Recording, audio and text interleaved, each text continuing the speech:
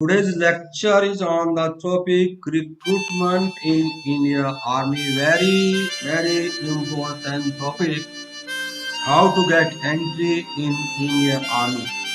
So whether through soldier or whether through officer, there are so many ways. Whether through NCC. So we shall discuss in the coming slides. Myself, Captain Dr. Satendra Kumar from Pandit Lalit Mohun Dev Samutra University campus, Vidyapur. Apart from NCC, and I am also assistant leader trainer in Uttarakhand Higher Education, being the first one. So today we are going to deal with a very important topic named as recruitment in Indian Army. Indian army में किस प्रकार से भर्ती होनी है, अनेक रास्ते हैं, अनेक साधन हैं, उन सब पर चर्चा होगी. Let us see one by one.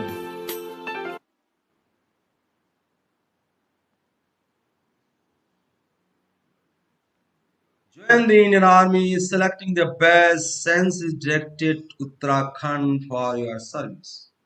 So, whether Navy or Air Force or Army, you can join any three. But being the NCC cadets officers, you must be familiar with Indian Army. Let us see. This is the preview recruitment procedure, officers entry, JCO, junior commissioned officer, and OR entry, other rank entry, instant enrollment, service benefits, terminal benefits, ये सभी चीजें हम देखेंगे आने वाले slide में. Recruitment in the army is broad based, एक लंबी प्रक्रिया है. कोई भी मेल सिटीजन किसी भी कास्ट, जाति, धर्म, मजहब का हो, आर्मी में रिक्रूटमेंट के लिए योग्य है, जो उम्र, शिक्षा, शारीरिक और मेडिकल स्टैंडर्ड को मेंटेन करता हो. ऑनलाइन या ऑफलाइन के द्वारा कैंडिडेट अप्लाई कर सकता है. जो रिक्रूट प्रोग्राम है वो वेबसाइट पर, लोकल न्यूज़पेपर में और अदर मीडिया में समय समय पर आता रहता है. तो first let us see officers entry, right from lieutenant. या see this one, officer entry. There are courses like NDA, TES, technical entry scheme. TES means technical entry scheme. IMA, Indian Military Academy, Dehradun. SSC, Staff Selection Commission. NT, Northern Territory, men and women. SSC, technical, men and women. So these are few course entry and different age limit. So far as NDA from 16 4th to 19, qualification 12th, and month of notification May and December. So far as training is concerned, 3 years at NDA and 1 year at IMA. Then second one, TES, 10+2 technical entry scheme. 16.5 से 19.5 same, 12th class 70% with PCM. May and November 5 साल training होती है, 1 साल OTA, 4 साल CTWS, commission after 4 year, और 4 साल के बाद कमीशन मिल जाता है. IMA में 19 से 24 साल ग्रेजुएट होना चाहिए. जून और नवंबर में नोटिफिकेशन आता है. 1.5 साल तक IMA में रहना है, बाकी समय में और जगह ट्रेनिंग होती है. SSC में 19 से 25 साल ग्रेजुएट, जून दिसंबर, 49 वीक्स ट्रेनिंग होगी OTA चेन्नई.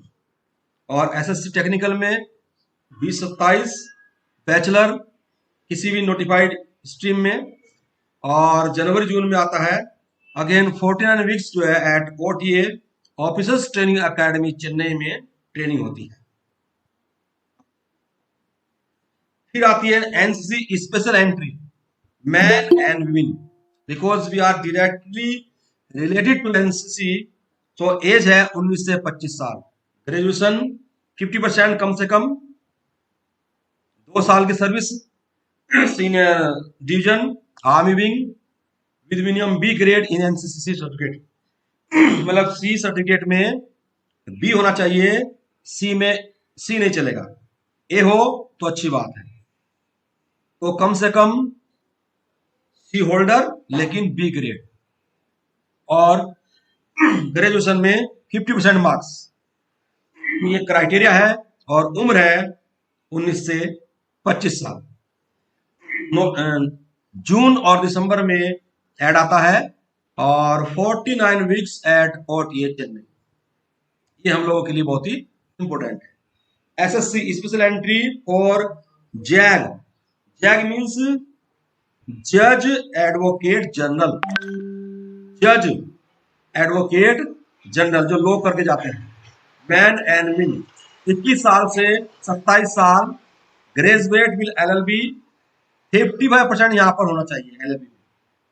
जून दिसंबर में ऐड आता है, और फिर हुए चेन्नई में 49 वीक्स.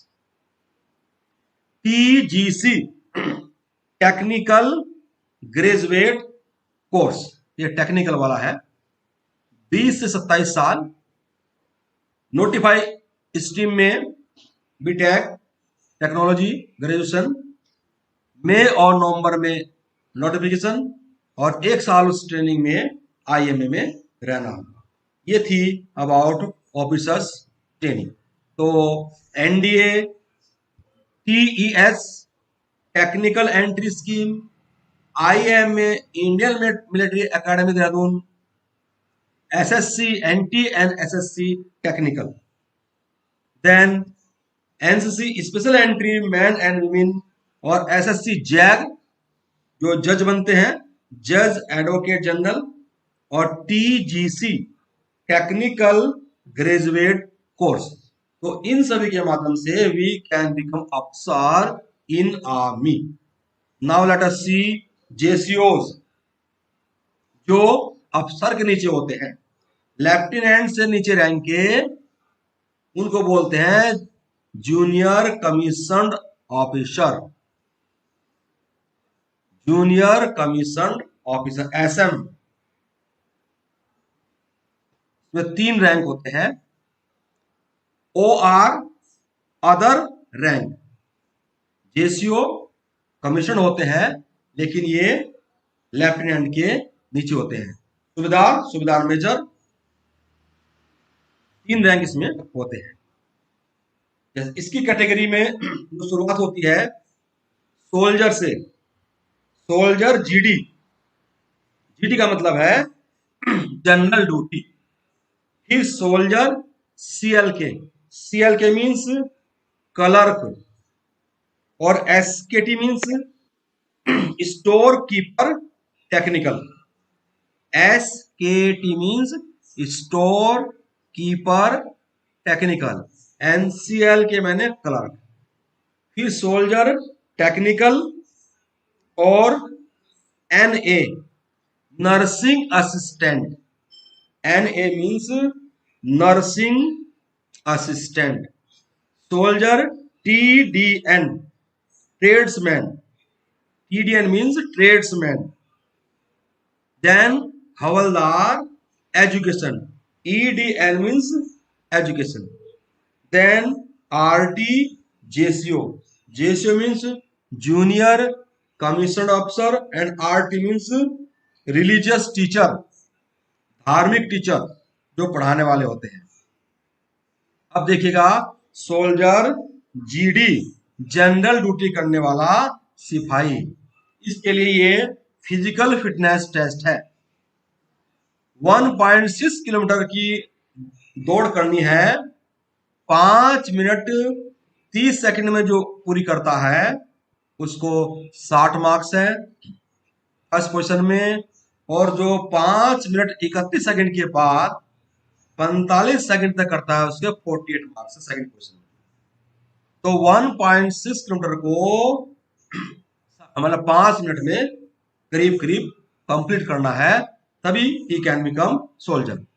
और जो पुलअप हैं 10 करने पर 40 मार्क्स, 9 पर 33, 8 पर 27, 7 पर 21 और 6 पर 16, और जो 6 से कम करता है वो फेल। जिगजैग पास और 9 डिज पास। तो पुलअप भी बहुत जरूरी है और रेस भी बहुत जरूरी है। जहां तक पीएमटी फिजिकल मेजरमेंट टेस्ट का मतलब है, उत्तराखंड की हाइट 163 cm है, इसमें वेट 48 kg है, और चेस्ट बिना फुलाए 77 और फुलाकर 82। लेकिन इंडियन गोरखा में ये थोड़ा सा कम है, 157 है, और वेट वही है, और चेस्ट भी लगभग वही है, केवल हाइट में 5 सेंटीमीटर का अंतर है। और जो एज क्राइटेरिया है, 17.5 साल से 21 साल के बीच में हम सिपाही बन सकते हैं, बशर्ते कि हम उपरोक्त फिजिकल टेस्ट को पास कर सके। और क्वालिफिकेशन के लिए हिंदी, इंग्लिश, मैथ, साइंस और साइंस फिजिकल एजुकेशन में class 10th with 45% in aggregate and 33 each, मतलब कि 45% होना चाहिए, साथ में हर सब्जेक्ट में 33 भी होने चाहिए। और गोरखा के लिए केवल 10th सिंपल पास है। इन ग्रेडिंग सिस्टम में मिनिमम ऑफ डी ग्रेड होना चाहिए।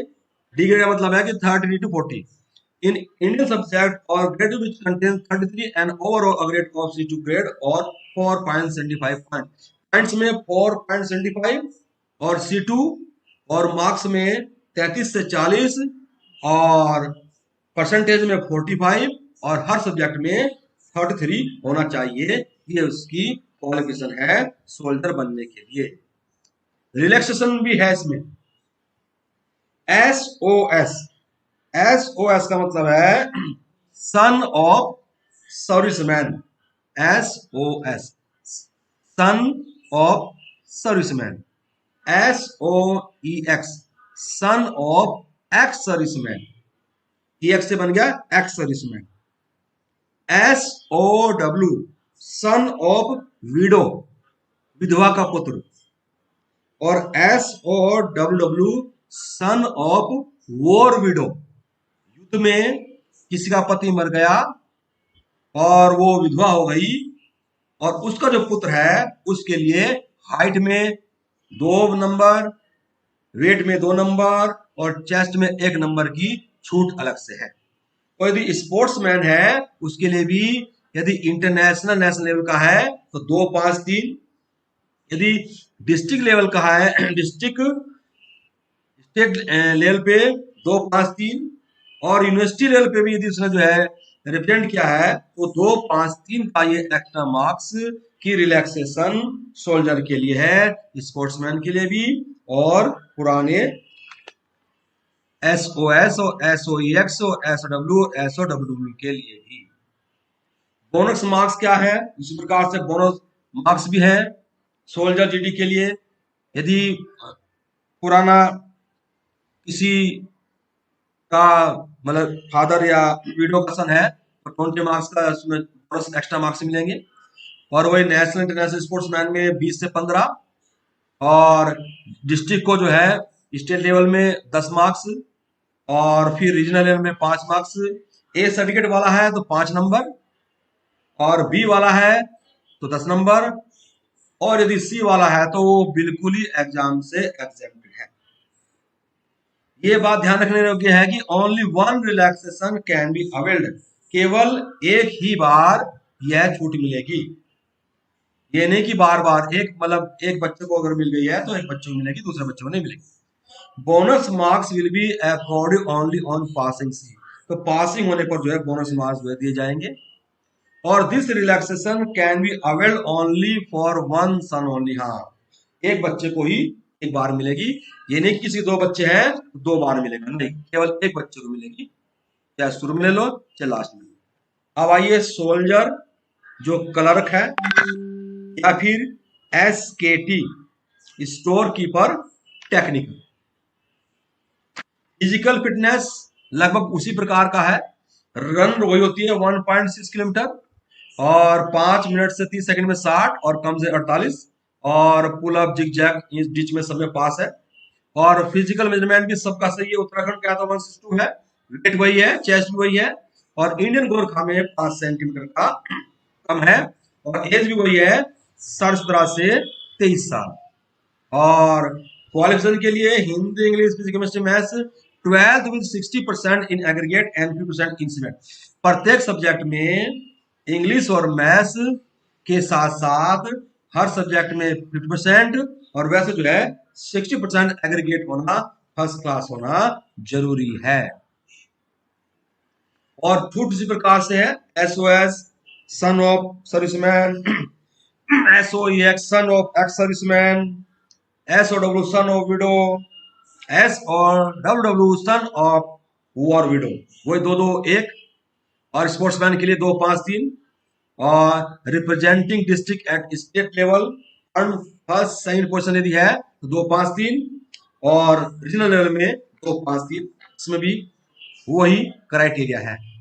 और फिर वही 10 मार्क्स 20 मार्क्स एसओएस के लिए, और स्पोर्ट्समैन के लिए 20 से 15, और स्टेट लेवल पे 10, डिस्ट्रिक्ट लेवल पे 5, और ए सर्टिफिकेट वाले को 5, बी वाले को 10, और सी वाले को या आरडीसी परेड में वाले को उससे एग्जेम्प्टेड। अब आइए सोल्जर टेक्निकल या एनए नर्सिंग असिस्टेंट।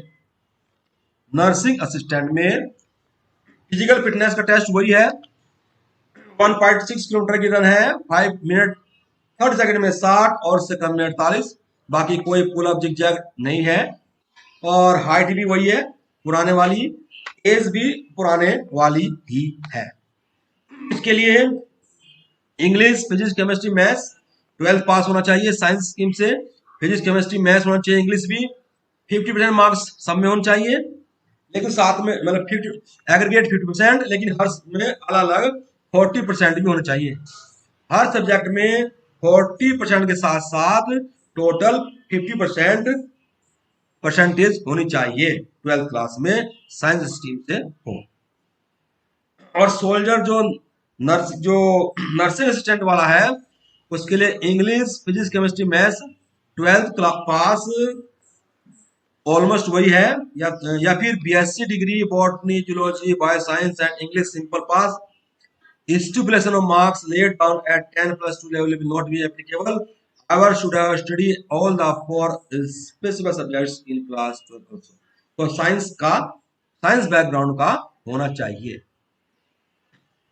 रिलैक्सेशन के लिए जो पहले बताया अलग वही है, 2 2 1, 2 5 3, 2 5 3, 2 5 3, जो पहले वाले में है वो इस वाले में है। जो बोनस मार्क्स पहले वाले में है वो भी वही है 20 20 15 10 5 5 10 5। जो एक सोल्जर के लिए है वो सभी सोल्जर के लिए सेम है। अब आइए सोल्जर TDN ट्रेड्समैन के लिए, इसका भी वही है सेम, फिजिकल फिटनेस टेस्ट सबका सेम है, 60 मार्क्स या 48 मार्क्स। इसमें पुलअप के लिए 10 करने पर 40 मार्क्स, 9 पर 33, 8 पर 27, 7 21, 6 पे 16 और 6 से कम फेल, जिगजैग और 90 से पास है। हाइट मेजरमेंट वही है और एज क्राइटेरिया भी सेम है। क्वालिफिकेशन के लिए सोल्जर TDN 10 पास, क्लास 10 सिंपल पास, और सोल्जर TDN 8 पास भी है, और simple past 33 marks in subject, मतलब 33% हर सब्जेक्ट में होना चाहिए। और सिंपल सोल्जर TDN और मतलब 10 8 ही पास भी है और 10th पास भी है। रिलैक्सेशन वही है, एसओएस के लिए 2 2 1 और 2 5 3, 2 5 3, 2 5 3। खिलाड़ी अंतरराष्ट्रीय, नेशनल लेवल पर, स्टेट लेवल पर और रीजनल लेवल पर, तीनों लेवल पर 2 5 3, 2 5 3, 2 5 3। और जो बोनस मार्क्स सेम है 20 20 15, नेशनल पर 20 15, और स्टेट लेवल पर 10, रीजनल पर 5, और ए सर्टिफिकेट पे 5 नंबर, बी पर 10, और सी वाले को इन सब एग्जाम से एग्जेम्प्टेड। अब आइए Havildar education, same physical fitness test सबका सेम है वही, इसमें थोड़ा सा 6 मिनट्स 20 सेकंड कर दिया है। पास इसमें केवल पास है, पुलअप पास, जिगजैग पास, 90 पास। और जो हाइट है same, height weight chest same, age थोड़ा सा 20 से 25 साल। और कैटेगरी एक्स और category Y, qualification MA, MSc, MCA और BA, BSc, BCA, BSc IT, BTech with BEd, उधर BSc, BA, BCA, BSc IT, BTech without BEd, ये सब अलग अलग ग्रुप की अलग अलग क्वालिफिकेशन के हैं। और अब आता है आरटी जेसीओ, रिलीजियस टीचर। जो जेसीओ होते हैं, सुबेदार मेजर, तो जो कमिश्नर ऑफिसर होते हैं, तो रिलीजियस टीचर के लिए फिजिकल फिटनेस टेस्ट में वही 1.6 किलोमीटर की रेस और 5 मिनट 45 सेकंड में 30 साल से ऊपर का है पास, और 6 मिनट 30 सेकंड में 30 साल से 30 साल तक का, 30 साल के बाद का कोई पास। मतलब इसमें एज लिमिट है, 30 साल तक का समय में इतने में करना है और 30 साल से ऊपर का इतने सेकंड में करना है। पुल अप, जिग जैग, 90, ये कुछ नहीं है। हाइट, वेट, चेस्ट उत्तराखंड और इंडियन गोल का सेम है। Age criteria for civil person के लिए 27 से 34 साल, और आर्मी का है, आर्मी जा रहा है 25 से 34 साल। तो ये इसकी एज लिमिट है हमारे रिलीजियस टीचर बनने की। क्वालिफिकेशन क्या है? पंडित, ग्रंथी, मौलवी, पादरी, बौद्ध monk सभी को ग्रेजुएट होना चाहिए। Graduation BA, BSc, BCom. In addition requisite qualification in his own religion domain, और जिस भी धर्म का है, यदि संस्कृत का है तो संस्कृत आनी चाहिए, इंग्लिश का है तो इंग्लिश आनी चाहिए, उर्दू का है तो उर्दू बैकग्राउंड का परिचित होना चाहिए। तो जिस बैकग्राउंड का है उसमें वो उसकी एक्सपर्टीज होनी चाहिए। अब आता है इंस्टेंट इनरोलमेंट कैसे होता है। ये इंस्टेंट इनरोलमेंट है जो कि सोल्जर, मतलब क्या क्या करना है। किसी का बेटा बैटल में कैजुअलिटी हो जाती है, उसके लिए, या one real brother of a battle casualty when deceased was unmarried, और या वो one real brother at battle. तो किस किस, जब किसी का फादर इंस्टेंट कैजुअलिटी हो जाती है तो उसके लिए अलग अलग क्राइटेरिया है उसको तुरंत नौकरी देने के लिए। तो जहां तक one real son of the battle casualty when the battle casualty has been invalid out of service और medical ground. Okay, note candidate should, लेकिन इन सब इनरोलमेंट के अलावा जो सन है जिसको कैजुअलिटी के आधार पर भर्ती किया जा रहा है, उसको age, education qualification, physical measurement और मेडिकल में उसको पास होना ही पड़ेगा। ये नहीं कि वह वहां पर अनफिट हो तो उसको जरूरी ही भर्ती कर लिया जाएगा। Concession age applicable to SOS, SOX, physical measurement, और जो ऊपर बताया गया है कि सम ऑफ सर्विसमैन और एक्स सर्विसमैन, उनको उसी प्रकार से बोनस मार्क्स मिलेंगे और उसी प्रकार से रिलैक्सेशन मिलेगा। Candidates will not be put through any formal test like physical fitness test। जहां तक का मामला है, ऐसे बच्चे के लिए जो बैटल की कैजुअलिटी से आया है, जिसका फादर का बैटल में एक्सपायर हो गया था, घर पर है, तो उसके लिए किसी प्रकार का फिजिकल फिटनेस टेस्ट या रिटन टेस्ट नहीं होगा। फादर की मृत्यु के बाद उसको तुरंत जो है आर्मी में भर्ती कर लिया जाएगा यदि वो एज, क्वालिफिकेशन और दूसरे मेडिकल टेस्ट में पास हो जाता है, लेकिन उसका कोई फिजिकल टेस्ट या रिटन टेस्ट नहीं होगा। सर्विस, अब आपने भर्ती ज्वाइन कर ली है, क्या क्या सर्विस बेनिफिट्स है ये हमें मालूम होना चाहिए। ओवर एंड अबव अलाउंस कौन कौन से मिलते हैं? राशन का मिलता है, फ्री मेडिकल ट्रीटमेंट है अपने लिए, जो अपने आश्रित है उनके लिए, कैंटीन की सुविधा है, एक साल में 60 एनुअल लीव है और 30 कैजुअल लीव, तो कुल मिलाकर एक साल में 3 महीने की लीव मिलती है। और रिटायरमेंट पर 300 जो छुट्टी है उसका कैश इनकैशमेंट मिलता है। और कहीं भी आने जाने के लिए आपको वारंट मिलेगा, जो भी जहां अपने घर से होम, होम से ड्यूटी, या जो भी स्थान आपने बताया है। इसके अलावा आपको जो विशेष अधिकार है, घर लेने का, फर्नीचर लेने का, बिजली, पानी, ये सब कम से कम रेट में मिलेगा। और ट्रांसफर होने पर आपके सामान का जो कन्वेंस है वो भी बहुत सस्ते रेट पर मिलेगा। 50 लाख तक का आपका बीमा है, जिसमें 2500 महीना प्रीमियम जाएगी। हाउस बिल्डिंग या ट्रांसपोर्ट या कंप्यूटर लोन, इन सब के लिए जो भी आपको लेना है वो सब बहुत ही मिनिमम रेट पर मिलेगा। टर्मिनल बेनिफिट, जब सेवा से समाप्त हो जाते हैं, रिटायरमेंट हो जाता है, तब क्या क्या सामान आपको मिलता है। Terminal benefit given when soldier retire from military service. AFPP authorize funding program plan. AFPP जो ऑथराइज्ड है, जो फंडिंग प्रोग्राम प्लान है, उसके अकॉर्डिंग जो फंड है वो मिलेगा। AGI एडजस्टेड ग्रोस इनकम, जो मेच्योरिटी है 2.5 लाख तक की, वो मिलेगी। और 50% जो आपकी पेंशन है, जो जो आपकी सर्विस है, जिस समय लास्ट सैलरी है, उसका आधा % पे आपको पेंशन मिलेगी, ग्रेजुटी मिलेगी। और जितनी भी आपके 300 CL बताई गई है, उनका इन्वेस्टमेंट मिलेगा। और आजीवन आपको पेंशन मिलेगी, मेडिकल सुविधा आपको बराबर मिलेगी। और कैंटीन, स्टोर डिपो की जो सुविधा है, ये आपको रिटायरमेंट होने पर मिलेगी। बहुत सारा पैसा आपको मिलेगा। रिक्रूटमेंट प्रोसीजर क्या है, ये अलग अलग तरीके हैं। ऑनलाइन कैसे होता है, रीजन में अप्लाई करना है, लॉगिन करना है जीएसयू के लिए, एनरोलमेंट के लिए। फिर कैंडिडेट के लिए इंस्ट्रक्शन आएंगे, वो रजिस्ट्रेशन करेगा, डाटा फिलअप करके सबमिट करना है, सेव करके आगे बढ़ना है। OTP आएगा आपके मोबाइल पर, फिर OTP को जो है ईमेल के माध्यम से भरना है, भेजना है।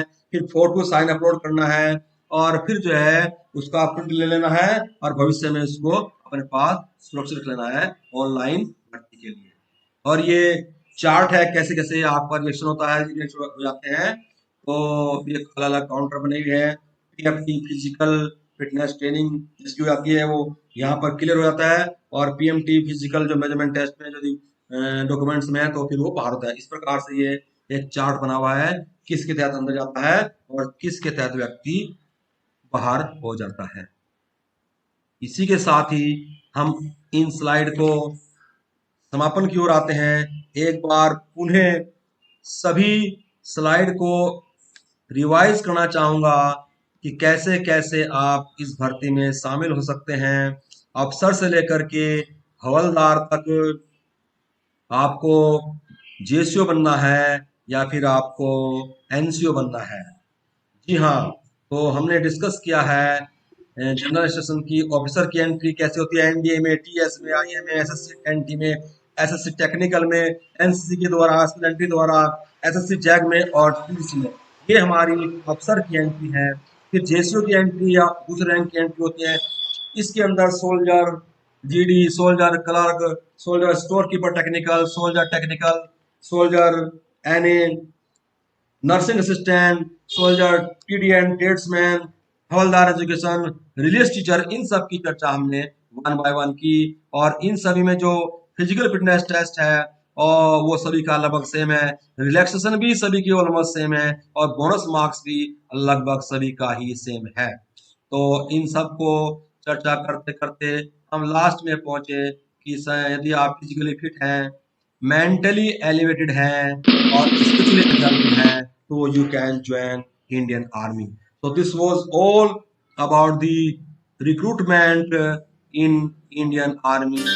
So I hope you would have read this slide and would have learned a lot. Now you must make up your mind how to join Indian Army, whether through officer or whether through JCO, under JCO, soldier, different types of soldiers we have discussed. So prepare yourself mentally for joining Indian Army for the welfare of the country, for the welfare of the society. Thank you. Jai Hind, Jai Bharat.